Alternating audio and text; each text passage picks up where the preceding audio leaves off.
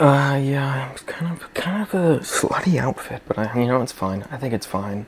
It's totally how I'm feeling right now. This is totally how I want to express myself. Yeah, actually, it is. If it wasn't, I wouldn't wear it. This is a journal entry. This is literally a journal entry written on 10/12/2024, not that long ago. Okay, let's get that in your mind. October 12th, 2024. Okay, that's the date. I obviously cleaned it up a little bit and I took out names because there's names in here and I don't want you to know the names. And this is kind of long and it's probably not organized perfectly, but people like hearing my feelings. So if you like hearing my feelings and like hearing how I analyze myself and look over the past and look over the present, and maybe this is also a time of change. I'm also changing a lot during October. So hope you're in for the ride because this is a big one. 10/12/2024. It's already been some time since my last journal entry, and I've already had ups and downs since then. I can go from up to down very quickly, and when I'm down, I can't quite ever figure out why I'm so down, why I'm feeling that way, and I feel like I must just suffer through the fact that I'm feeling down until I sleep and can reset mentally with a night of sleeping. When I have my ups, the good days, I can acknowledge them as good days, but I also don't think about why I was able to receive a good day. I just utilize the day and then go to sleep. I believe that I'm getting closer to understanding why I have some of these ups and downs, and being okay with having ups and downs, and then working towards having more ups than downs, and hopefully, maybe even one day, I will almost always have ups, and I'll be okay with how things are. I sat outside for just a little under an hour feeling the sun against my face. Eventually I closed my eyes, got comfortable, and spent the time thinking. I'm still thinking now. It's been about 20 minutes since I came back inside, but I believe that a lot of the thoughts I had and the feelings I went through should be written down here so I can come back to them and understand why I was thinking or feeling certain ways, which I suppose is the point of a journal, but my utilization of a journal has been neglected either by forgetfulness or a lack of willingness to write down my feelings. When I was outside, I let my mind wander. I've been trying to make myself realize that I'm really here now, and this is my life now. And many aspects of myself that exist for the old world I used to be in are no longer reasonable or make sense. Even systems or ideas I've had since high school have been held on to. It took someone I worked with for a short period of time to make me aware that I saw myself as above others because in high school, that was what I experienced and felt like was reflective of reality. Even after this acknowledgement from him and my new awareness of the system no longer making sense, it took even more time for me to really work and feel through that. And it's still present in some ways.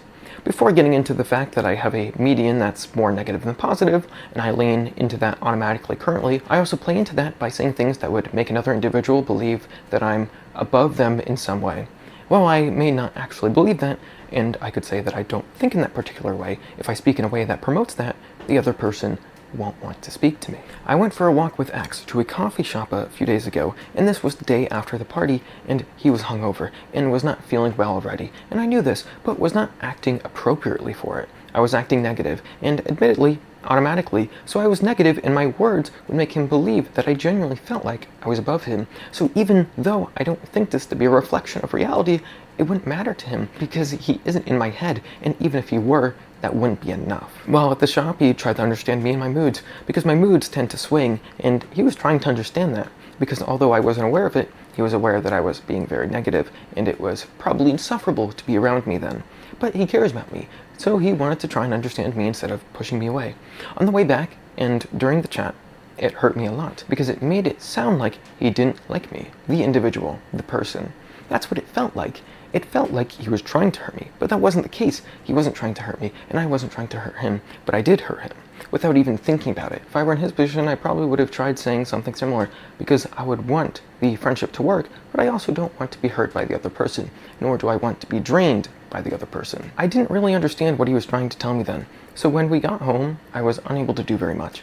I felt this inability to act. I felt horrible, and I didn't want to feel this way, but I didn't know how to get out of it. For the entire day, I still did not understand what he was trying to tell me. Eventually, I forced myself to sleep with drugs and woke up feeling similarly to the day before, showing that my system of let me sleep and reset my brain doesn't work every single time. Anyway, I was making coffee, and he was also going to make a coffee, and he apologized, and I did not. I was genuinely fearful of more confrontation, so I kept my head down, made my coffee, and then got out of there, saying I was fine and it's okay. But I was not ready. It was a weird feeling. It was weird feeling fearful of someone I'd say I love, but I just had to get out of there, and so I did. The entire day I felt pretty awful, and I don't think I did much again. The following day I woke up still not feeling great, but I was able to apologize to him, and I was aware of what was wrong and what I had done to hurt him. I was just saying negative things in response to the things he was saying, and that gets tiring. He had been able to handle it well enough because of his patience, but this time he was already feeling awful. So because the patience wasn't present, he couldn't handle my negative comments in response to whatever he would say. Like said, I wasn't even aware of this when it was happening, because I was just saying things. I wasn't even thinking about what I was saying. I was just saying words and the words would fall out of my mouth, unaware that the words could hurt myself or the person I'm speaking to. Then and there. Now, I do understand, and I'm trying to take a step back to avoid hurting him or anyone else, because my negative words do have an impact on the people I care about, because they care about me, and I have to admit this in order to be more careful in what I say. Maybe at first, this way of seeing the world in a negative light worked, because at the time it was brought in, the nihilistic part of my brain was in total control. So seeing everything as awful, meaningless, and believing all my actions and words to be meaningless would totally make sense. Once again, things are not that way anymore. Following the day of my apology, I felt better, and was able to function better than before. I was playing a lot of guitar and I was enjoying it. While we weren't really hanging out, it was fine. I was pretty occupied and felt occupied with what I was doing. There was one day, I was on stimulants admittedly, but I was so totally and utterly into guitar that nothing else mattered. What I was doing was the only thing that mattered in the entire world, and I wanted to do it. It wasn't anything all that complex. I was in D sharp minor, or maybe it was C minor, but the point is, I was trying to arpeggio every mode and connect them, and do it at a certain pace that I wanted. Sure, to me now, and to me in the future, that won't seem like a big deal. But that's the point. That's what I wanted. I was doing that for hours, trying for hours, and I noticed that some thoughts were trying to come into my mind and occupy me. I would automatically get thoughts like, this is meaningless, and in the grand scheme of things, this is nothing. And other thoughts that would try to stop me from what I'm doing, trying to stop me from doing anything. And the thoughts wanted me to feed into them and focus on just them instead of what I was doing. I felt anger in response to these thoughts. I would respond to them by saying things like, who cares? Or, yes, I know it's meaningless, but all things are meaningless, and I'm going to occupy myself however I like. Yes, all things are meaningless, but who cares? Should I really allow that to eat me up? No, of course not. I'm alive now. I don't have to hide away anymore, and I can spend my time however I like. By being so obsessive over time, I lose my connection with time. I don't know what to do with my time that I would somehow consider meaningful, and then by doing so, I don't do anything, which perpetuates the feeling of wastefulness. Thoughts of suicide used to consume my mind on a daily basis, but there's no reason to allow those thoughts to consume me anymore. You can say that again. I think the party helped reinforce some good things and some bad things. For the good things, it helped me understand that people will listen to me if I speak. If I start talking, and I try to say things I believe to be interesting, and I try to pay attention to others, there will be some level of connection. Of course, that connection will be minimal. I can only be so deep with people that I'm speaking to for the first time. But they can give me attention, and I can give them attention. In the first half of the night or so, I spent all my time outside, because I thought that would get me closer to the people I could talk to, and would be more likely to be, quote, my type of person. I might have been right, although there were some floaters going from inside to out, from one group to another, but there were some conversations that I didn't feel like were total wastes of time. My fear of rejection probably comes from high school. I was rejected, or I knew I would be rejected based on previous experiences. I wasn't always rejected, but many times I was.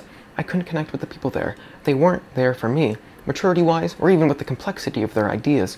This has to do somewhat with who I was around, and also that I was unlucky. I think by being around people I didn't like and I knew wouldn't work for me mentally on any level only hurt me, and made me feel even more isolated. If I had done things differently, suppose instead of choosing a shop that wasn't a trade one, I would have been more likely to have a better connection with the people there.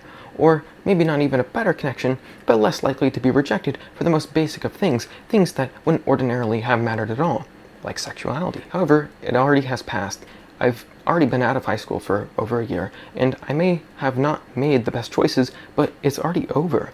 There's no point in being upset over the poor choices I made. The only thing I can do is work with who I am now and what choices are to be made now and in the future.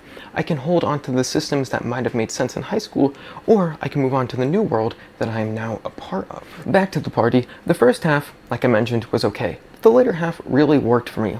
X brought me over to someone playing guitar and singing, and I listened to him for what felt like hours, and people eventually started leaving because it was late, but a few people stayed until 5 in the morning with us. He played for a while, then eventually tired out, and we all chatted, and I had the opportunity to speak and pay attention to others. While I don't think all my words were heard, I think that some slipped through, and some of the things I said were not some complex or deep ideas that I've been holding back from telling people, but just telling someone the words, "It's going to be okay," and "You can do it," or similar phrases, which would normally have been so difficult for me. However, I was able to say them to this person because I genuinely felt like he was opening up to me. Sure, he wasn't really opening up to just me. He was just singing his heart out with songs he had already written, but I cared, and I was allowed to be that part of me, and he saw that happening. I could have just walked away. I could have just not cared. I could have gone to bed early and never talked with him, but I talked with him. I wanted to care. I wanted to know more about him. I wanted to learn about him. I wanted to know what made him this way, and I wanted to give him that attention. There's something in me that wants to give people that acknowledgement. I want people to know, even if I don't know them personally, that I care about what they have to say, and I can make it known I care. I give them eye contact. I sit there and listen patiently. I ask questions specifically targeted towards things they've already mentioned. I bring up things they had said previously from 30 minutes ago, or an hour ago, or even longer, making sure they know I have a mental list of the things they've said, and I can, or I think I can, appropriately rank them on a level of importance, so the most important things can be brought up again. I'd also like to believe I can say things and understand things. Simply that. I can understand or attempt to understand just about anything. There's obviously a limitation to that, but I can try to understand, and that can be enough sometimes. Having something you're interested in, and someone even just trying to understand the thing you're so totally into, can feel great. So me doing that with someone else, because we're all human, probably will feel good to them, just as it feels good for me to do that, or to experience that, or whatever. That's what I meant. However, doing all these things can be very draining. It's not like I can do this for hours upon hours every single day. I have limits too, but doing it once in a while can allow me to make connections. Being able to talk to and listen to these people I met for the first time, and it being received as a mostly good experience, has given me some boost in confidence. It was a reminder of the new reality I'm in. These people, or at least the ones I talked with, do not care about the things like my sexuality. Something like that is probably on the mental backlog for most people. They're thinking about the words I'm saying, and they are trying, even if only just a little, to hear and understand what I'm saying to them, and I'm doing the same for them. I never felt hated then. No one hated me for the things I said, and yes, I said nothing extreme. I'm wise enough not to say anything extreme, but if someone were to get upset at me for something I had said then, that would have only fed into the idea that I can't really connect with anyone on any level. I tried to be careful when I wanted to ask a personal question, but it also would be dependent on how willing the other person would want to open up to me or anyone else sitting there.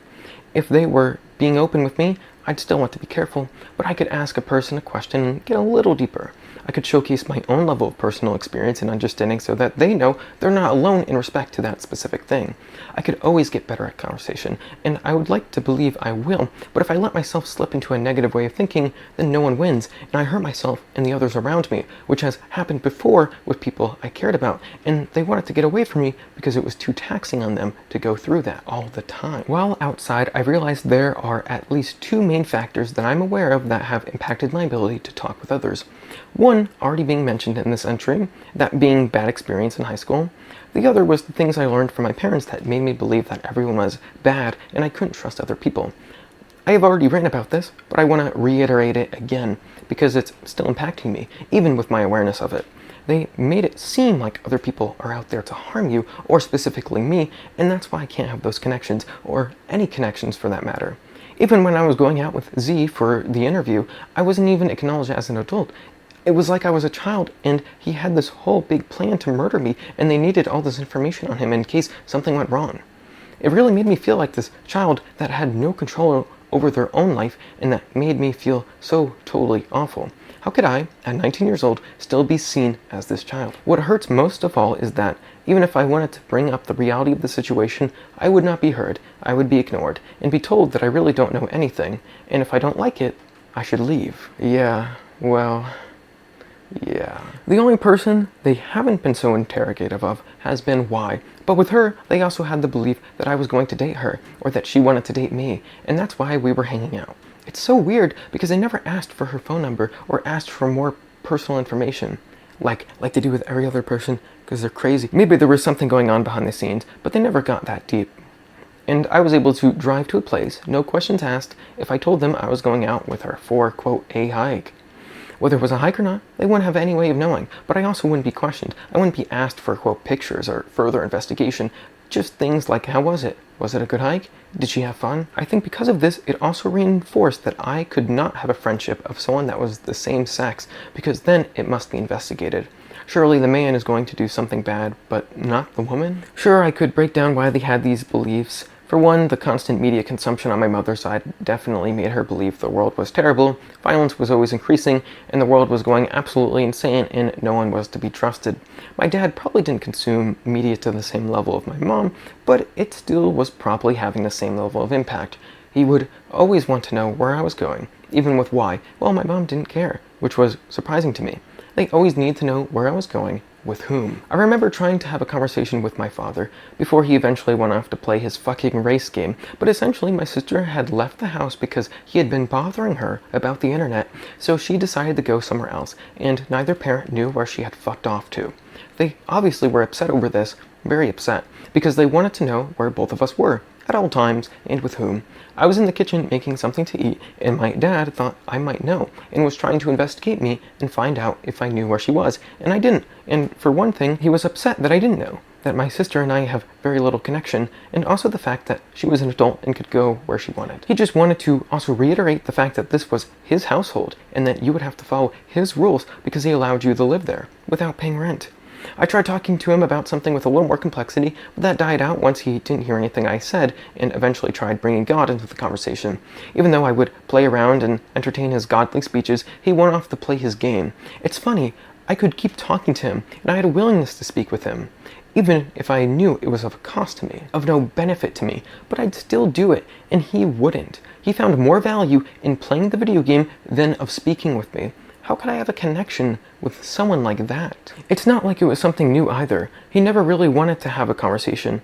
I can't think of any recent conversation I had with him that didn't eventually have him bring up God or somehow relate what was said to God or Jesus or the Bible or whatever. It never happened. Everything that was said was always in reference to those things. Imagine every conversation being that. When you don't believe in that same bullshit, and having different ideas would be a fruitless endeavor, because any point you would make would be lost on him, because he doesn't actually want to hear anything you have to say. He just wants to say his beliefs, and he wants me to believe his beliefs. Of course, I never do, and if I make it obvious I'm directly believing an opposing idea, then it's going to be even more mentally tiring and draining for me to have the interaction than if I were honest. I can't think of any conversation with him that wasn't him telling me I couldn't do something, or he was telling me something about God, or that I can't feel or think a certain way, or something about the internet. Really, all he cared about was his video game and God. If something was impairing his ability to play the video game, then I was brought back into his world. Then I existed again. No matter how hard I tried, he always wanted the ability to play his video game. There was nothing else for him at home. Sure, when it snowed, he would have to clear the driveway, and when the grass grew, he had to cut it, and sometimes he had to do car maintenance. But at home, that was it. He didn't have to do anything further than those things. He spent, and still spends, a huge amount of time working, and he probably could work less, but I don't think my parents can handle change, so their finances won't ever decrease from what they are, and so he will continue to spend huge amounts of time working and energy working. So, understandably, he would want to relax when he gets home, but I guess nothing would relax him more like Forza on the Xbox, and that's what he's been doing for years, and will likely do for the foreseeable future. Not that I know nor care anymore. However, when I couldn't use the internet because I didn't want him to ask me if I'm using it or not, or if I can do anything, or if I could stop doing something, or if I could fix it for him, or if I could set something up for him, all in reference to the internet, and I'm not even asked how I'm feeling. It's obviously going to hurt. No, I couldn't be honest with how I really was feeling then, so I would just give a fake answer. Honestly, I wasn't even given the opportunity to give the fake answer. I just had to make sure he could play his video game. It's funny, he would tell me no one cared that he couldn't play his fucking race game when I had actively spent a lot of time trying to make it work for him at the cost of myself, when he couldn't even accept that I'm gay, even though he has told me to suppress my feelings, even though he had forgotten those things. I still was trying to help him, and he wouldn't even acknowledge that I was doing that for him. Something as ridiculous as the internet was impairing our relationship, and he didn't care. All he wanted to do was play the game. I got to the point where I was thinking of ways where I no longer had to use the internet because I couldn't handle it anymore. I couldn't handle those interactions. I literally bought some SIM card router, bought a SIM, and used that for my own internet. It had problems, it was annoying, but at least I wasn't on the same network as him, and I made him very aware of this, so he could no longer bother me about the internet, and he eventually did stop bothering me about it. He didn't interrogate me about it anymore. But occasionally, and eventually it became often again, he wanted me to, quote, fix the internet, or do something. He wanted me to fix something that was unfixable, and I was then responsible for it because he allowed me to live there. It was a privilege to be in the position I was, not paying rent and all. No matter what I did though, it never fixed the internet, and who could have expected this? My words would fall on deaf ears time and time again, and eventually you just do something to appease someone because you fear they might harm you, or it could lead to harm at one point or another. Yeah, it's learned behavior. There were two peaks that really hurt me before I eventually was able to move out and get away from that. The first one was when both my mom and dad thought it would be a wise decision to get a new modem, because surely the old modem was the reason they were having problems, and despite me saying it wouldn't change anything, my words fell on deaf ears again, which I had to come to expect, and at one point or another, I stopped trying to get them to understand the impossible. However, they did set it up on their own, or my dad did anyway, and it was a done deal, and he thought it had fixed the issues that were present, but it had not. He still complained and told people to stop using their devices, turn off their phones, and whatever. He had requested me to set up things as before, when I had set up a router, that I had to be the dedicated router, and the modem would only act as a modem, instead of as a modem and a router. I did this because the combo devices usually sucked, and it would be better connectivity for everything with that type of setup. But he had no idea that's why I did that. However, he utilized it to unplug the router so no one would have internet connectivity and he could play his race game. After getting the new modem, he had no idea how to create that type of setup, and so he asked me to set it back up to how it was, and so I did. And eventually my mom threw a fit this time, and I had to revert things to back how they were a couple hours ago. It was stressful on me because my mom was yelling, my dad was yelling, and now I was in the mix because I was trying to appeal to my dad. And yes, things went back, and then I hid back in my room because what would be the point of not being in a state of hiding? Before the second peak, there was something that showed how far my dad would go to make sure he could play his race game. He had unlocked and snuck into my sister's room while she was sleeping to make sure all her devices were shut off because he thought that would be the solution to his problem. But eventually she woke up. He told me about this when I got home from work, saying he got in trouble or whatever, and had actively laughed about it, thinking it was okay, and all I could do was laugh along or take a neutral stance, because if I were to go against him, what might happen to me? I didn't want him unlocking my door while I was sleeping or doing something that wasn't sleeping, nor did I want him yelling at me or making it known I relied on him for my existence. Really, this showed what he was willing to do to play a video game, and he expected sympathy for the actions he would commit. Then there was a second peak, although I was at work for it. I received texts from my dad on how to change the password of the modem, how to do this, how to do that, because he wanted to lock everyone else out from using the internet. I didn't really know what was going on then, but I eventually told him some basic instructions, but I wouldn't be able to walk him through all of them because I wasn't there, but instead at work. He then responded back with, "It doesn't matter anymore," or something along those lines, and I didn't think anything of it. Later, my mom told me and texted me that my dad had choked out my sister, or tried to, or there was just some level of violence, just because he couldn't play his game, and I guess my sister was, dear God, using the internet. After that, she left, and stayed at a friend's house for a few days, because she wasn't safe, or didn't feel safe at home. I still don't think anything has come of this. I don't understand why my mom hasn't done anything either. However, this just shows what my father really cares about, and what he has cared about for many years, and what I suspect he will continue to care about. I say all these things, or I write them to myself, to make myself aware that he was not someone I could appease. We all want to appease our parents. We want to be heard by them. We want to be understood by them, and it hurts to not have that. I've been aware that this has been the case for years, but to accept it and then move on from it hurts on a new level. It's been holding me down, even some small percentage, and I know I have to allow myself to be okay with this reality, because I can't change their reality. I can't change my parents, but I can change my perception of how things are and how I act as a result of how things are. I realized this outside. I rejected myself for many years. Maybe it made sense for those years, but I can't do this self-rejection anymore.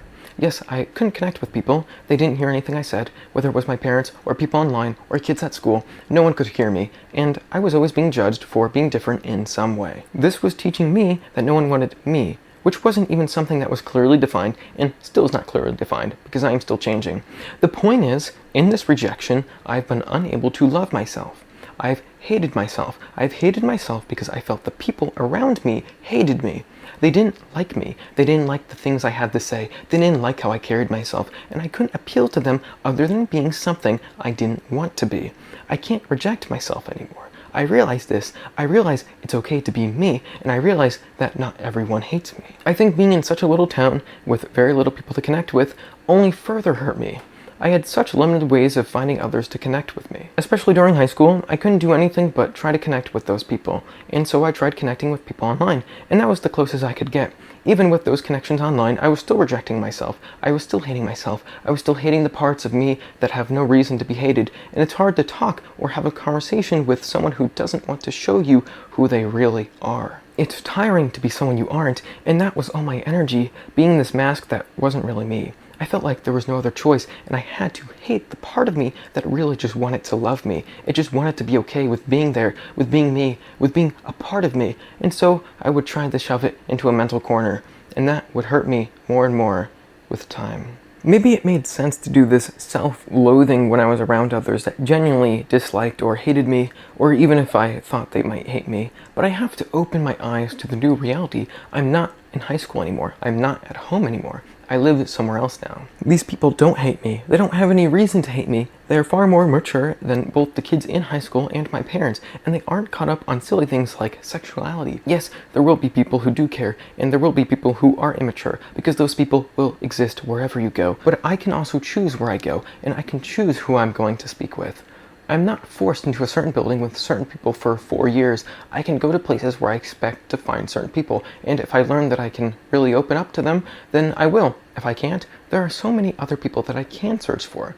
I don't have to find a perfect person either. No one will give me everything that I want, and that's okay, because that's why people have many friends, all of which might give you different things, because to expect one person to give you everything is an absurd and unreasonable expectation to have. I'd like to think, starting today, I won't hate myself anymore. I don't have to hate myself anymore. It only hurts me. If I don't want to be hurt, then I have to stop hurting myself with thoughts of not being enough, or feeling filthy, or of being evil. I have people in my life that can keep me in check. I have people I can trust, and all I have to do is extend my hand and allow myself to be vulnerable, and they can help me instead of hurt me. Not everyone is a person I had to deal with in high school, nor is everyone like my parents, and I already know this to be true, so I can't act like I'm still there, still experiencing that pain. The pain is real, and what I felt was real, and I can still feel it now, but I can't allow it to consume me. I can't act in a way that would be congruent to that reality, because things have moved on. For 2 days, I was trying to understand why I was feeling a certain way, and I especially wanted to understand what and how led to my megadose of acid. So I was searching through chat logs. I found some things that would insinuate I was in pain, and I thought I may have a way of escaping that pain, and that the acid might show me what I've locked myself out of. I did the acid, and it was terrible, and I remember many of the feelings associated with the trip, and it still hurts me now, but nearing my come down, after about 17 hours, I'd guess, I wrote a lot. I wrote about what I was feeling, and I felt like there were two voices, and these voices were at war with each other. Besides feeling huge amounts of pain, I recognized and knew that things had to change, and that was causing my pain. My pain was a result of the environment I was living in, the job I hated, and my utter loneliness. I knew I had to do something about it. I knew I had to escape it, no matter how scary or painful that would be. I knew this already from the past, but I still was not strong enough to escape it.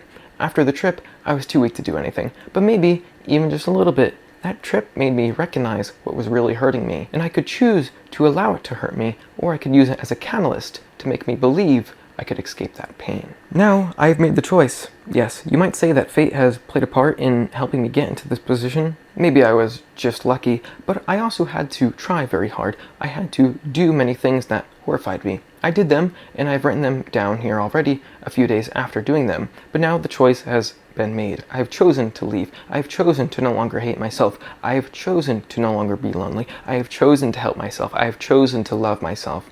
I could have continued things as they were, being in that pain, but I was reaching a limit.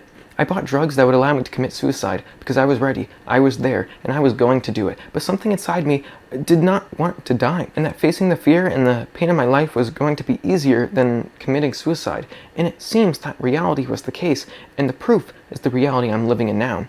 Otherwise, I would have died in my room on an overdose of a downer, and that would have been my life. Now that I'm here, I shouldn't think about suicide. I don't need to commit suicide anymore. I don't have to be that person anymore. I don't have to always put a mask on. Yes, there will be times where I'll put one on. Yes, there will be times I won't be acting as me, but that will now become the minority of the time. It won't eat me alive. It was never going to be black or white. I never was going to get everything, but I'm getting most of it, and I have to accept that and live with that, because getting most of it is better than getting none of it. With many of these realizations, I also now realize that I can't obsess over time.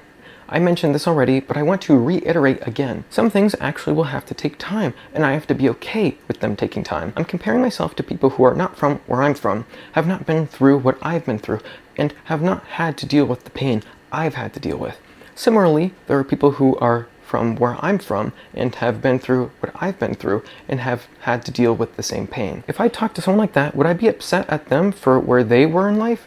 No, I would be empathetic, understanding, and loving towards them, because I would understand how much they're going through and acknowledge that it's hard to do things when you're in that level of pain. I must do the same thing for myself.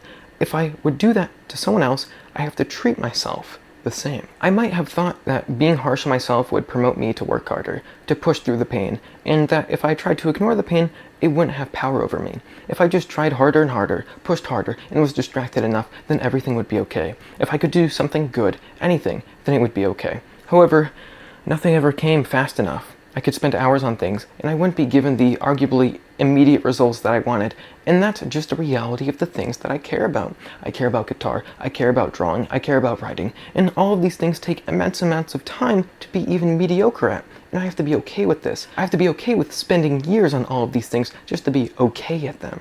I have to enjoy the journey of experiencing them, learning them, and allowing them to become a part of me. I can't have all of them perfected within a year, or 2 years, or even 3 years. If there were someone else like me, I would say these things to them. I would tell them they have time, just like others have told me I have time. I think it's okay to put pressure on myself, because the pressure will help me perform. I think it will help me get closer to what I want. It will allow me to be distracted by things I consider beautiful. And if someone told me something like this, I would tell them to keep going. I would tell them to try their hardest, but not to go too hard, to be careful, and to set limits to how far they can push, and be okay with the times they can't do what they want, and utilize those times for things that aren't exactly the main things they want to focus on.